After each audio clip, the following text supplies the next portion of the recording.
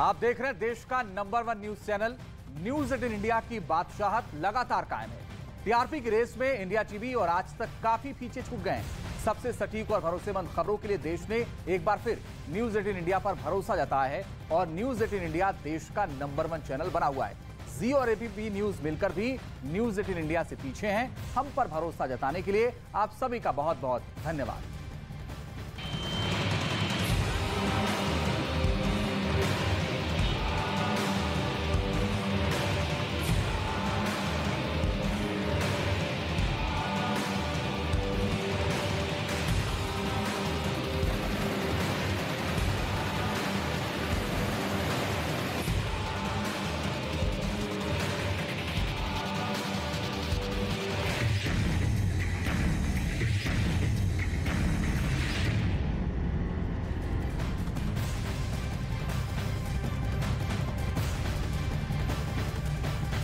पहाड़ों से लेकर मैदान तक भारी बारिश की वजह से नदियों में उफान है, जो अब लोगों के लिए भारी मुसीबत बन चुका है।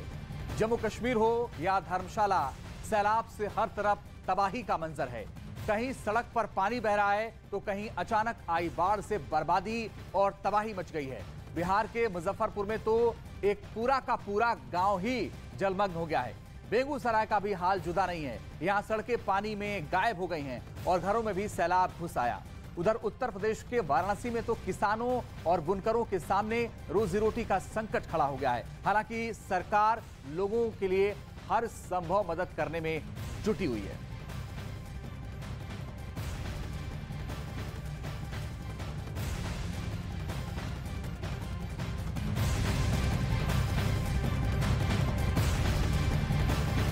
जम्मू कश्मीर के मेंढर में अचानक आई बाढ़ लोगों के लिए परेशानी का सबब बन गई। नदी का जलस्तर बढ़ने से देखते देखते पुल पर पानी आ गया, जिसकी वजह से दोनों किनारों पर लोग फंस गए। जिसने भी नदी के इस रौद्र रूप को देखा वो दहशत में आ गया। प्रशासन लगातार लोगों से उफनती नदियों से दूर रहने की अपील कर रहा है। खुद थाना प्रभारी ने मौके पर पहुंचकर लोगों को किनारों से हटाया। पानी का तेज बहाव बहता हुआ लोगों ने देखा। प्रशासन ने इलाके में हाई अलर्ट भी जारी कर दिया है।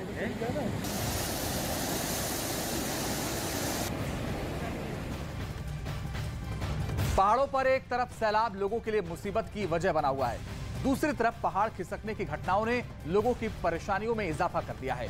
उत्तराखंड के ऋषिकेश में चट्टान खिसकने से बड़े बड़े पत्थर सड़क पर आ गिरे, जिसकी वजह से ऋषिकेश देवप्रयाग हाईवे बंद हो गया और सड़क के दोनों तरफ घंटों तक लोग फंसे रहे। सुबह करीब 3 बजे के आसपास यह हादसा हुआ। तस्वीरें आप देखिए, ऋषिकेश से ये तस्वीरें आई हैं। सड़कों पर पत्थर आ गए और ये सुबह तड़के 3 बजे के आसपास हुआ, जिससे जिले से गांव का संपर्क पूरी तरह से टूट गया, क्योंकि सड़क पर पत्थर हैं। अभी जब तक इन पत्थरों को हटा नहीं लिया जाता तब तक संपर्क नहीं हो पाएगा और सिर्फ आफत का सैलाब काल वहां पर देखा जा रहा है। वजह यह है कि बारिश की वजह से पत्थर सड़कों पर आ गए हैं।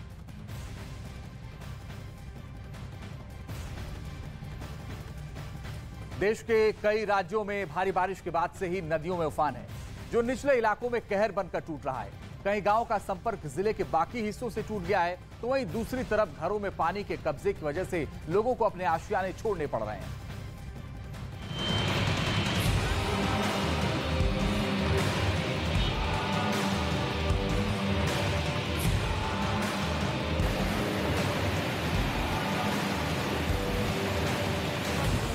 पुल पर बहता सैलाब और नदी किनारे बेबस खड़े लोग, ये भयावह मंजर जम्मू कश्मीर के मेंढर का है। यहाँ अचानक नदी का जलस्तर बढ़ने से लोगों की जान आफत में आ गई। एकदम से आए खौफनाक सैलाब ने किसी को संभलने का मौका नहीं दिया और देखते ही देखते पुल के ऊपर नदी बहने लगी। पानी का बहाव इतना तेज था कि किसी की भी हिम्मत पुल पार करने की नहीं हुई, जिसकी वजह से मेंढर से पुंछ जाने का रास्ता बाधित हो गया। इसी के साथ ही सैकड़ों लोग पुल के दोनों किनारों पर फंस गए।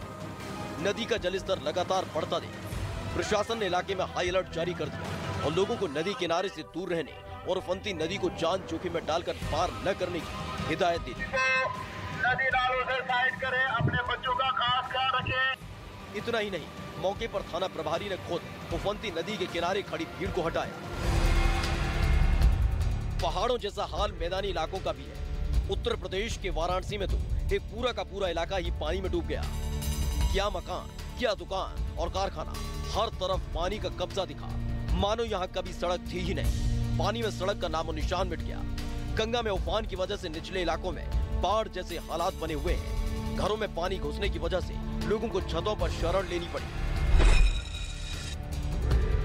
बताया जा रहा है पिछले कई दिनों से इलाके में पानी भरा है, जिसने इलाके में रहने वाले बुनकरों और किसानों के सामने मुश्किलों का पहाड़ खड़ा कर दिया है। मशीनों के पानी में डूबने और खेतों के सैकड़ों एकड़ फसल बर्बाद होने से लोगों के सामने रोजी रोटी की समस्या खड़ी हो गई है। हालांकि योगी सरकार लोगों की हर संभव मदद में जुटी हुई है और लोगों के पास जल्द से जल्द राहत पहुंचाने का काम किया जा रहा है। उधर हिमाचल प्रदेश के धर्मशाला में भारी बारिश ने जमकर तबाही मचाई। मूसलाधार बारिश से सड़कों और घरों में पानी भर गया, जिसकी वजह से लोगों को भारी नुकसान उठाना पड़ा। इस घटना का जो वीडियो सामने आया, उसमें पहाड़ का मलबा पानी के साथ तेजी से सड़कों पर बहता दिखा, जिसमें कई गाड़ियां डूबी नजर आई। मलबा पानी के साथ इतनी तेजी से बह रहा था कि मानो सड़क पर कोई नदी उतर आई हो।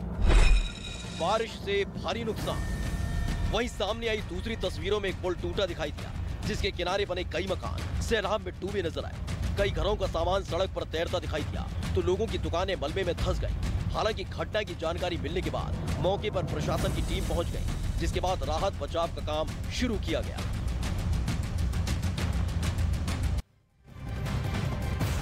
और बिहार में इस वक्त बाढ़ से हाहाकार मचा हुआ है। इस बीच रोहतास से सैलाब की एक ऐसी तस्वीर सामने आई जिसने लोगों के रोंगटे खड़े कर दिए। मूसलाधार बारिश के बाद महादेव कुओं के पास मौजूद झरने का बहाव तेज हो गया, जिसमें मंदिर की सीढ़ियां डूब गईं।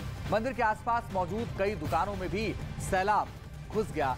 तस्वीरें इस वक्त आपके सामने हैं। रोहतास से ये तस्वीर आई है, बिहार के रोहतास से, जहां पर इतनी बारिश हुई, ऐसा सैलाब आया कि मंदिर की सीढ़ियां डूब गईं, लोगों के घरों तक पानी घुस गया।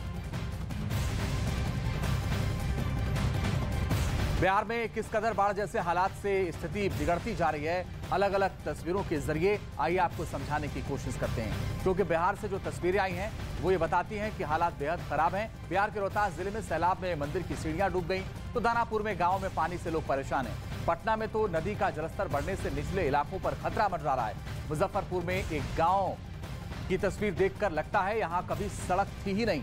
ऐसा ही हाल शेखपुरा का भी है। ये तो सिर्फ बिहार के 5 जिलों की तस्वीरें हैं। दूसरे जिलों में भी भारी बारिश और बाढ़ से ऐसे ही हालात देखने को मिल रहे हैं।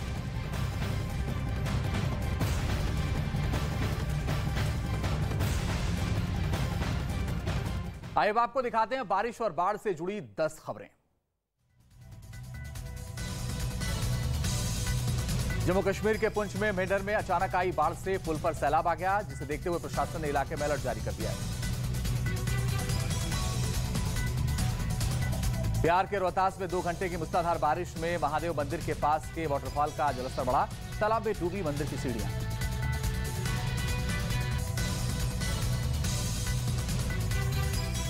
बिहार के बेगूसराय में गंगा नदी अब अपने रौद्र रूप में आ चुकी है। लगातार बढ़ रहे जलस्तर से गांवों का संपर्क टूट गया है, साथ ही पूरा इलाका भी टापू में तब्दील हो गया है।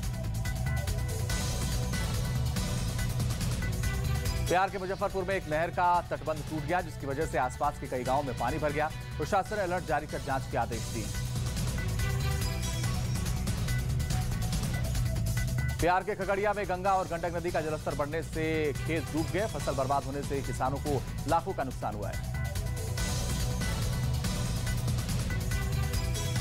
बिहार के दानापुर में गंगा नदी का जलस्तर खतरे के निशान के पार पहुंच गया है। गांव से बाहर जाने के लिए उफनती नदी को पार करने के लिए लोग मजबूर हैं।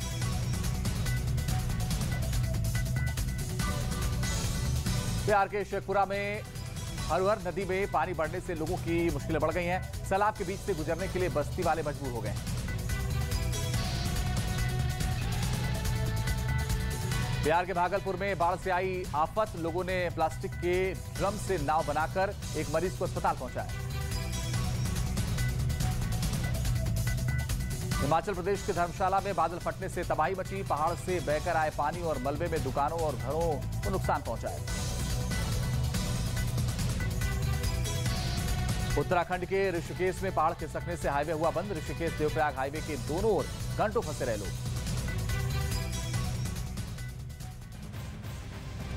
बिहार के दानापुर में गंगा नदी का जलस्तर खतरे के निशान को पार कर चुका है, जिसका नतीजा यह हुआ कि गंगा के किनारे बसे गांव में पानी घुस गया, जिसकी वजह से लोगों के पास उफनती नदी को पार करने के सिवाय कोई दूसरा रास्ता नहीं बचा। बच्चे बड़े सभी जान पर खेलकर नदी पार करते हुए नजर आए। तस्वीरें जो दानापुर से आई हैं बिहार के, वो इस वक्त आपके सामने हैं। बाढ़ से हालात लगातार वहां बिगड़ते जा रहे हैं। बच्चे हो या बुजुर्ग, सबको इस पानी को, इस तालाब को पार करना पड़ रहा है।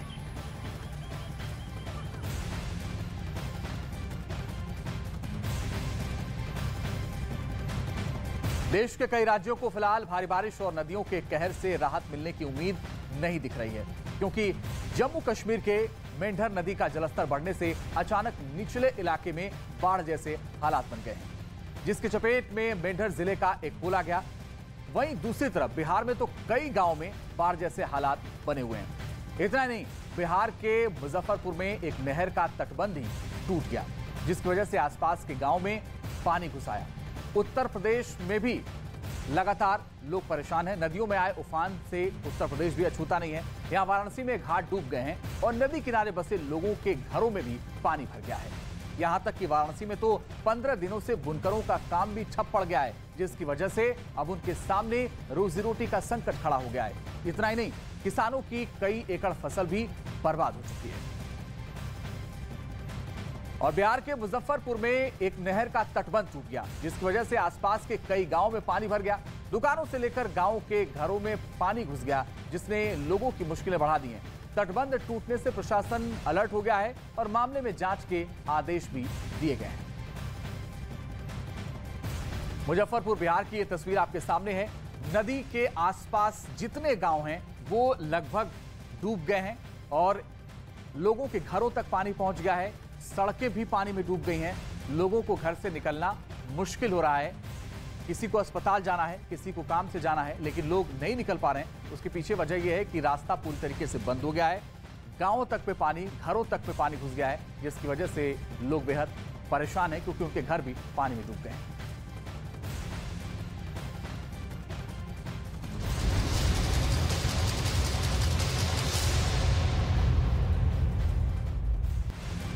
दिल्ली के पास यूपी के गाजियाबाद के अशोक नगर में काफी दहशत का माहौल है। वहां पिछले कई दिनों से लगातार घरों पर पथराव हो रहा है। वहां रह रहे लोगों का दावा है कि किसी भी वक्त उनके घरों पर अचानक ही पत्थर बरसने लगते हैं। पत्थर लगने से कई घरों के शीशे टूट चुके हैं। वहां जो पत्थर बरसाए जा रहे हैं वो कोई पत्थर छोटे नहीं है। ये पत्थर इतने बड़े हैं कि अगर किसी को लग जाए तो जान भी जा सकती है। और यही वजह है कि लोग काफी दहशत में हैं। कॉलोनी के लोगों ने इसकी शिकायत पुलिस से की, जिसके बाद पुलिस छानबीन में जुट गई है और पुलिस अब आगे की कार्रवाई करने की बात करी। जो तस्वीरें दिख रहे हैं उसमें आपको दिखेगा कि कई घरों के शीशे टूटे हुए हैं। तो पथराव से सनसनी है। पुलिस पूरे मामले की जांच कर रही है। ड्रोन के जरिए भी नजर रखी जा रही है और फिलहाल पुलिस के कुछ जवानों की तैनाती भी वहां पर की गई है, क्योंकि बहुत सारे घर के लोगों ने शिकायत की थी कि पत्थर बरसते। दो अलग अलग तस्वीरों के जरिए हालात क्या है देख पा रहे हैं।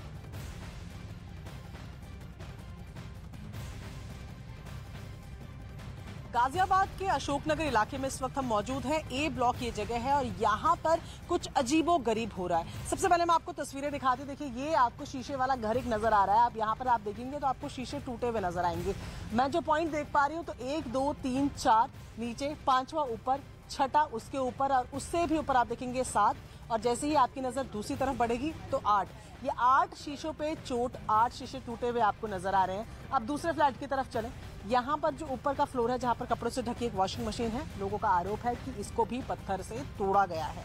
यहाँ के तमाम लोग हैं वो कह रहे हैं कि वो दहशत में जी रहे हैं, क्योंकि यहाँ पर किसी भी वक्त पत्थरबाजी हो जा रही है। लोगों ने किसी को देखा नहीं है ये पत्थरबाजी कौन करता है, लेकिन सबूत जो है वो आंखों के सामने नजर आ रहे हैं। अब इस घर की बात करें, ये घर की अगर बात करें तो यहाँ पर शुरुआत हुई घर पर कुंडी लगाने से, और उसके बाद यहाँ पर भी पत्थरबाजी का जो दौर है वो शुरू हुआ।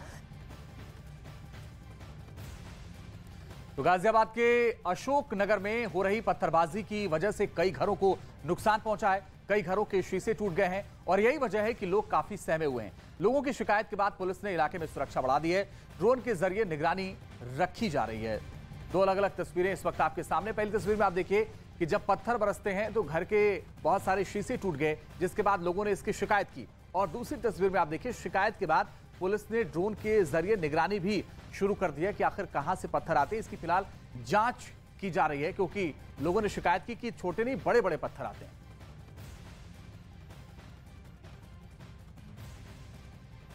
एक साथ कई घरों पर पथराव के बाद कॉलोनी के लोग डरे हुए हैं। वहीं काफी कोशिश के बाद अब तक ये पता नहीं चल पाया कि आखिर पत्थर कौन फेंक रहा है। आपके घर में कैसे शुरू हुआ, कब से शुरू हुआ? मैम वही कुंडी लगाने से शुरू हुआ और बेल कर देते थे, कुंडी बाहर से बंद कर देते ताकि कोई अंदर से बाहर ना आ सके। तो मैम उसके बाद तो फिर कंटिन्यू पत्थर मारने शुरू कर दिए जब हमने बेल का फ्यूज निकाल लिया। तो इतने पत्थर मारे कि मंडे नाइट में 12 बजे तक उसने विंडो के सारे शीशे तोड़ दिए थे। अच्छा जी। तो किसी ने देखा? कौन है मैम? किसी आप लोग? एक्चुअली मेरे नेबर्स ने ना एक दिन उसको वेडनेसडे, शायद वेडनेसडे का दिन था, इधर से ग्रिल से बाहर कूदते हुए देखा किसी को। तो आप कह रहे हैं कि आपके घर के अंदर आके पत्थरबाजी? जी, घर के अंदर आके मारा है उसने। पहले हम सोचते थे कोई पैदल आता है, बट मुझे लगता है अब मैं जो सोच रही हूँ कि ये बाइक पे है, कोई ग्रुप है। एक बंदा इतना ज्यादा काम नहीं कर सकता। सुबह 7:30 बजे से लेके रात के 2-2:30 बजे तक कंटिन्यू चलता रहे। अच्छा, तो ये किसी भी वक्त होता है? किसी भी वक्त मैम, एनी टाइम। कल सुबह 7:45 बजे के आसपास पत्थर आया। वो ऐसा पत्थर था रेलवे ट्रैक वाला, और परसों इनके एसी पर मारा और उस पर इतना बड़ा ईंट, वो हम लोगों ने सब लोग को दिखाया। सामने इन्होंने हमें इन्फॉर्म किया कि ये देखिए एसी पर अभी भी मार करके गया। मैडम क्या इंटेंशन है, ये ग्रुप का काम है, ये कोई एक व्यक्ति अकेला तो कर नहीं सकता। वो आता है, उसके साथ कोई बाइक है या क्या इन्वॉल्व है कि वो लोग यहाँ से भाग जाते हैं, तुरंत किसी की गिरफ्त में नहीं आ पा रहे हैं। ठीक है। और भी लोग यहाँ पर सर इस तरीके का कभी पहले कुछ देखा है यहाँ? नहीं, पहले कभी नहीं हुआ। ये फर्स्ट टाइम ऐसा हुआ है कि अचानक पत्थर फेंके गए हों। उससे सभी लोगों के मन में इतनी दहशत बैठी हुई है, कोई घर से बाहर नहीं निकल रहा। उधर सुकेश चंद्रशेखर की 200 करोड़ की वसूली मामले में अभिनेत्री नोरा फतेही से दिल्ली पुलिस फिर से पूछताछ कर सकती है। दिल्ली पुलिस के स्पेशल से सीपी रविंद्र यादव ने यह जानकारी दी कि अभी कुछ सवालों के जवाब ही मिले हैं, हो सकता है कि आगे भी पूछताछ हो। कल करीब 4 घंटे नोरा फतेही से पूछताछ हुई थी। दिल्ली पुलिस ईओडब्ल्यू ने नोरा फतेही से ये पूछताछ की। दिल्ली पुलिस अब 12 सितंबर को जैकलिन फर्नांडिस से भी सवाल जवाब करेगी, यानी आने वाले वक्त में नोरा फतेही की मुश्किलें और बढ़ सकती हैं। हाँ, कल उनको बुलाया था हमने, और बेसिकली ये जो क्राइम सिंडिकेट जो बस्ट हुआ था, सुकेश चंद्रशेखर जो जेल से चला रहा था, उससे जुड़े हुए जितने भी कैरेक्टर हैं उनको बुला के और केस को पुख्ता करने के लिए ये पूछताछ हुई है। कल करीब 6 घंटे के आसपास पूछताछ हुई है। हाँ, कॉपरेट तो कर रही है, बट कुछ सवाल हैं जिनका जवाब अभी नहीं मिला है। तो हो सकता है और आगे भी पूछताछ करने की आवश्यकता हो, क्योंकि हम ये चाह रहे हैं कि जो जितने भी तार जुड़े हुए थे और जो भी जिनका, एक तो मेन कॉन्स्पिरेसी में जो लोग इन्वॉल्व हैं, और एक जो है जिन्होंने गिफ्ट्स लिए, अब वो अनभिज्ञ थे इस बात से या एक्चुअल में उसमें कॉन्स्पिरेसी में शामिल थे, उस चीज़ की सारी की इसमें अन्वेषण चल रहा है।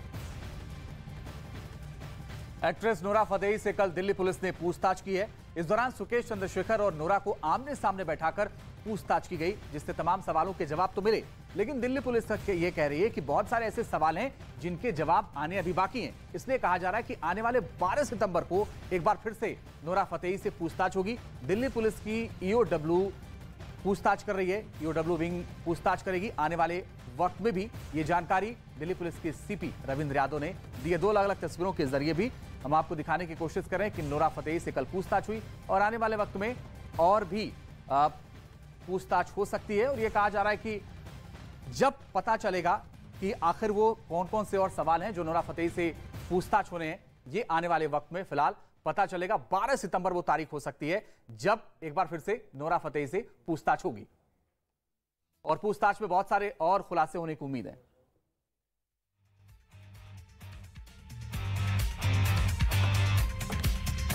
नमस्कार, आप देख रहे हैं न्यूज 18 इंडिया और मैं हूं आपके साथ अनुपमा झा। आप देख रहे हैं देश का नंबर 1 न्यूज चैनल।